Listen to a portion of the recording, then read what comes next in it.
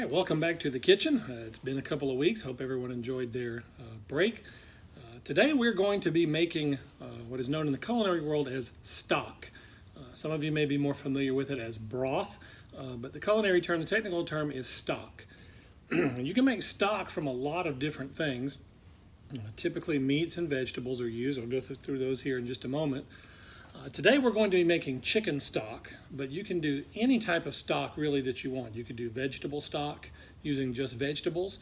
You could use beef stock. So instead of using the chicken that we'll be using today, you could use beef bones. You could do any animal meat that you would eat.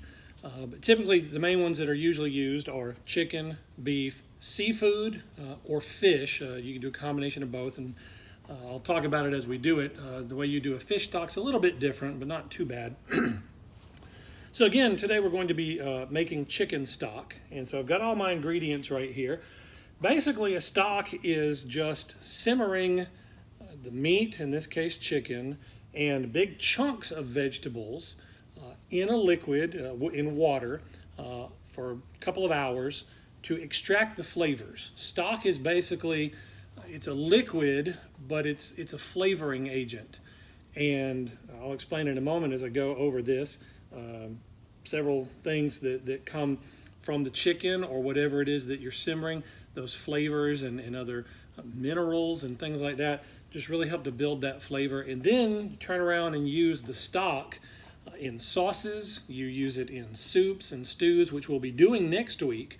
We'll be taking this chicken stock that we are making today, and I'll show you how to take it down, which is the term for filtering it and straining it, and then putting it in the refrigerator, and then next week we'll be using it to make soup with. So let's get started here with what we've got. Now you may notice I'm wearing a glove on my hand today. I injured my finger yesterday doing some work, and I have a Band-Aid on it, but because I don't want that Band-Aid or any biological material from my wound to get into what we're doing today, I'm wearing a glove. So that's, in case you're wondering, that's why.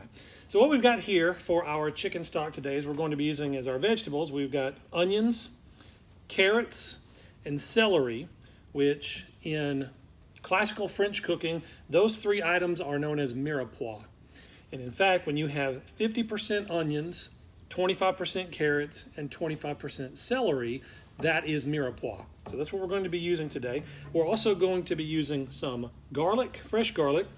We've got some fresh parsley here, some salt, some pepper, and we're going to be using some chicken, as I mentioned already.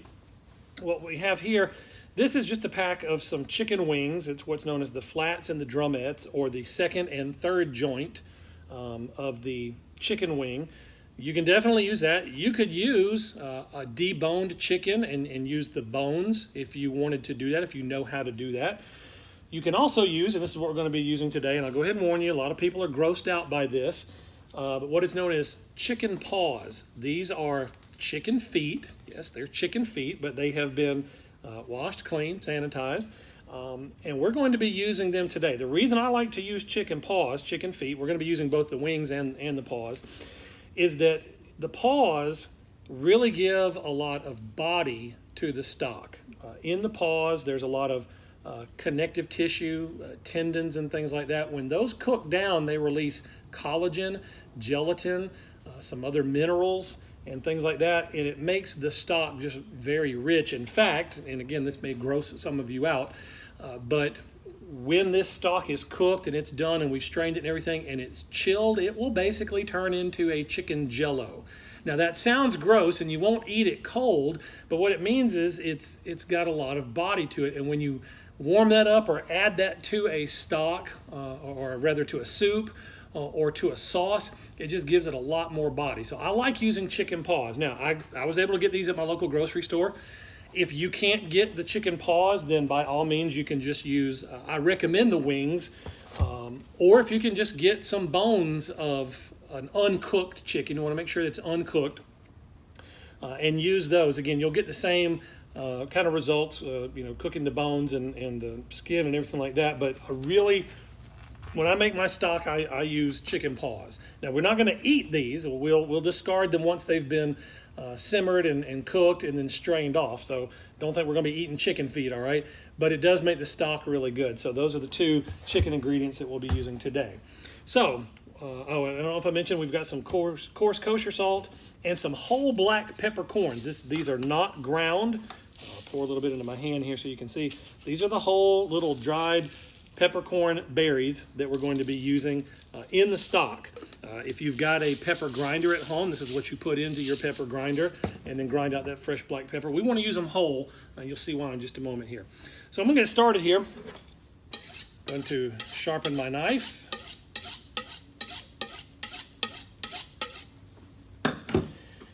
And the reason I'm demonstrating this is because we're going to be doing these vegetables a little differently than what I've demonstrated before. We're going to just do what's known as a rough chop on these. In fact, really just going to be kind of cutting them into some big chunks. So I'm just going to cut the ends off, and we're going to use the ends.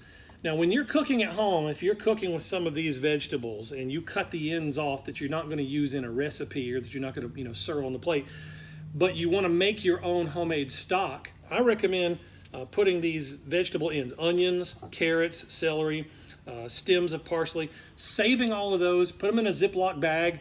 You're not going to be able to save them too long because they will start to go bad, but you could probably hold them to them for a week or 10 days, and then use those when you make your stock. But today, since I'm demonstrating this, we're just going to go ahead and do it like this. So again, cut the ends off, and then we're just kind of chop this onion in half, and then half again. So we've got some quarters there on our onion. Now, you can remove the papery skin from the onion. You don't have to, but you can. And again, I'm going to save the ends. We're going to go ahead and put those right into our pot. And we'll do the next onion the same way.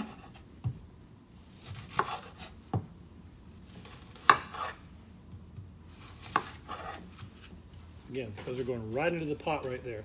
You can see, I'm not cutting them any more than that, and they're going to fall apart when they cook. That's fine. They'll separate, not a problem.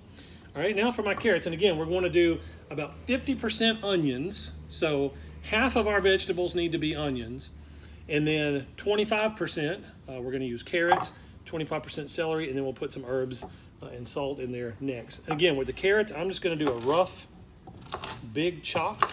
I'm not going to cut them into small pieces. And then these are going to go right into the pot just like that. Same with the celery. Now I am going to cut off the ends of this celery.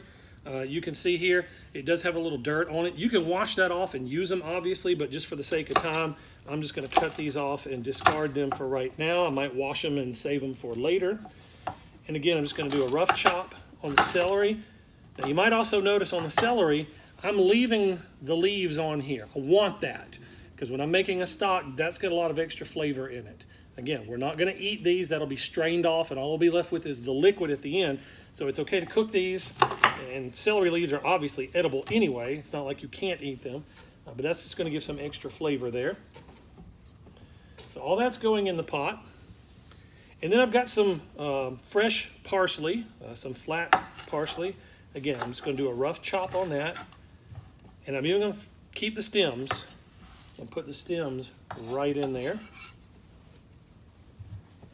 Our garlic, we're going to take several cloves of garlic. And what I like to do, again, you can leave this kind of papery peel on them, but I like to kind of mash them just to break them a little bit so that as they cook, that good garlic flavor gets down in the stock there. Do about 4 of these large cloves of garlic here. And again, the way I'm doing this is I'm just putting this down on the cutting board, putting the flat side of my knife down on it, pushing down with the heel of my hand, and just kind of flattening those out, go right in the pot. Now, I'm going to do about, and I'm just going to kind of eyeball this, but I'll have the recipe. I'm going to do about 2 tablespoons of salt. So again, I'm putting, let me do this other side here. 2 tablespoons of salt, and then about the same on our peppercorns.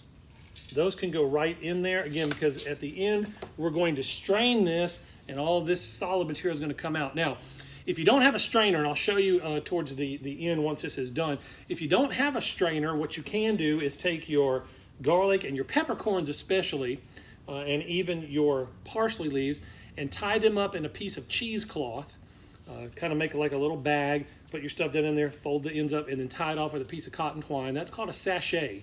And you can just put that down in there and simmer it, and then when it comes time to get everything out, you just pull that sachet out, and you don't have to worry about straining it and all the other things you can just get out with some tongs or your hands or whatever. So we've got all of our ingredients in there, except for the chicken. We're going to add a gallon of water to our stock pot. You may have heard it called that before. This is why it's called a stock pot, because it is used for making stock. And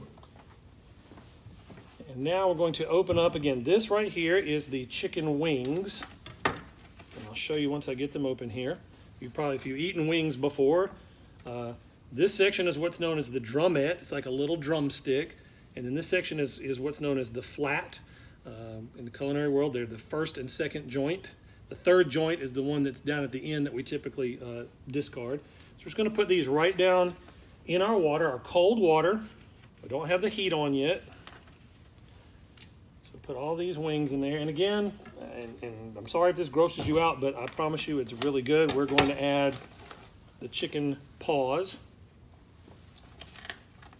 because this makes just a wonderful, rich, delicious stock. Again, if this grosses you out, it's okay. You don't have to use them. If you can't find them, then I recommend just the wing sections or a whole cut-up chicken. Not a whole cut-up chicken, but a deboned chicken with the meat removed and just use the bones. All right, so we've got everything in the water now. So I'm going to turn the eye on here. This one takes a while to light. There we go. Then what I'm going to do is I'm going to bring this to a boil. And once it comes to a good roiling boil, then I'm going to turn the heat down to low, and I'm going to cover it with the lid, and we're just going to let that simmer for a couple of hours. And what we're going to do as that simmers that's going to extract all the flavors from those vegetables, from the chicken, the salt and pepper, the garlic, all that's going to combine and make us a very wonderful, delicious chicken stock. The reason we want to cover it is because we don't want to lose a whole lot of liquid. We want the liquid to stay in there. So once it comes to a boil, again, we'll turn it down, put the lid on, and just let everything continue to simmer. And then once that's done, I'll show you how we'll take it down, strain it, and get that stock ready. All right, so you can see here our stock has started to boil. It's boiling really good. You may notice when you're doing yours, as right here, it might get a little foamy. That's okay. We'll take care of that. Actually, as it simmers, that will go down. Well, once we strain it, we won't have to worry about that. So what we're going to do now, I'm just going to stir this around just a bit, and then we're going to reduce the heat to a low, and then put our lid on it. Again, we just want this to kind of simmer for the next couple of hours.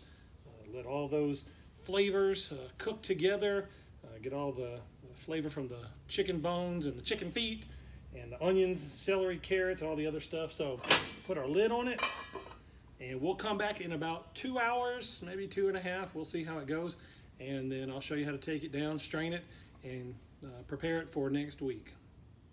So it's been a couple of hours. Our stock has been simmering, and it is ready. So I'm going to turn the eye off here, and we're going to remove our lid. And as you can see here, everything is cooked. The onions are translucent and clear. What I'm going to do is I'm going to grab a pair of tongs.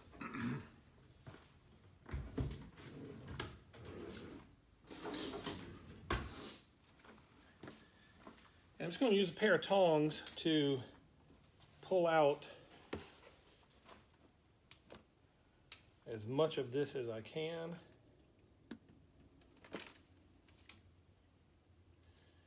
Now, one thing you can do, especially if you're just using the chicken wings, and if you're going to be making something immediately with this stock, you can pull the chicken wings out and then pull the meat off the bone.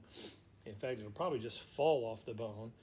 It's very tender, and use that if you're going to be doing a soup or a stew that requires chicken meat. That will absorb some of the flavor that you've been cooking it in here. And as you can see, the carrots, they're still whole. That's one reason that we don't want to dice them up before we put them in for making a stock, because at this point they would just kind of be turning to mush. So we keep them in large chunks. Same with the onions. You can see the onions have kind of separated here.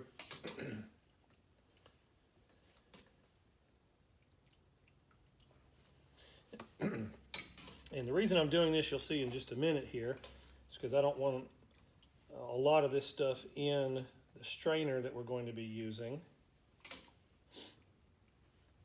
just because it'll take up a lot of space in there. So I'm trying to get as much of this out as I can. All right, just going to set that to the side. Now, what I've got here, I've got another stock pot. This one's a little bit taller than this one. And I'm going to use this piece of equipment that is called a chinoise. This is a one that you would use like in a restaurant. It's basically a very fine mesh strainer. If you don't have one of these, or you can't get a hold of one, you can always use one like this. This I purchased at the store, local store here. You can see the mesh is not quite as fine as on this one here, but what you can do is you can take what is known as cheesecloth, and I've got the package over there. Cheesecloth is used in cooking and obviously in making cheese. So what we can do is put a couple of pieces of cheesecloth down in this strainer, one going one direction and one going the opposite direction, so they kind of cross over. And then what you could do is set this down in your pot or whatever you're going to collect your stock in, and that will help strain all the stuff out. But since I'm using this one, we won't need to use the one with the cheesecloth. So I'm going to carefully take this pot, and slowly and carefully, I'm going to pour the contents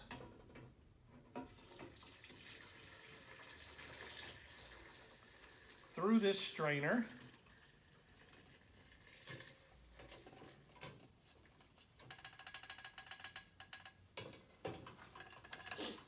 And as you can see in the pot here, we've got some of the peppercorns and some of the other vegetables there. So we'll set that off to the side. And we'll let this strain. I'll move this over here so we can see it a little bit better. A little closer to the camera there. And again, as I've said before, I wish you could smell the smell in here, because it smells delicious. Very nice, rich chicken stock that we have made. So I'm just letting this kind of drain out here. Now, in this container where I had saved, pulled out all of this stuff, there's a good bit of liquid, so I'm going to strain that off as well. I want to save every drop of this that I can, because this is basically liquid gold. This will be great in all kinds of different things. And again, what we'll be doing next with this is next week, we're going to use this in the making of a soup. So we wanted to make it today because it does take a little while. It's not very complicated, as you can see. It doesn't take a whole lot of ingredients, but it does take a little while to make, a couple of hours or longer if you want to. But now that we've got this good and strained, I'm going to empty this out right there